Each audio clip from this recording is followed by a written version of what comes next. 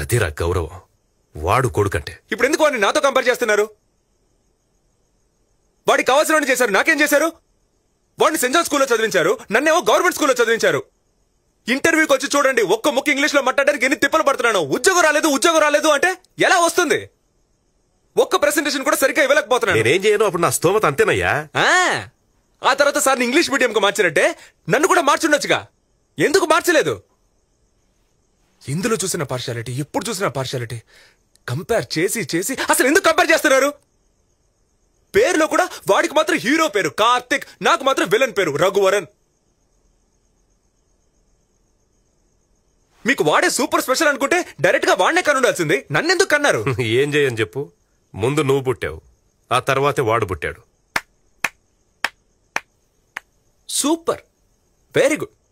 At least ఒప్పుకుంటున్నారుగా అవును నిజమే అని. ఇంకేం మాట్లాడను? నేను పుట్టకపోయినా పర్లేదు, అదేగా మీరనేది. నా హెల్త్, నా ప్రాణం. నేను సిగరెట్ కాలుస్తాను, ఇంకేమైనా చేస్తాను. మీకేంటి నొప్పి? జాగ్రత్తగా మాట్లాడు, లేకపోతే మర్యాదగా ఉండదు. మర్యాదగా ఉండదంటే ఏం చేస్తారు? నన్ను ఇంట్లోంచి వెళ్ళిపోమంటారు?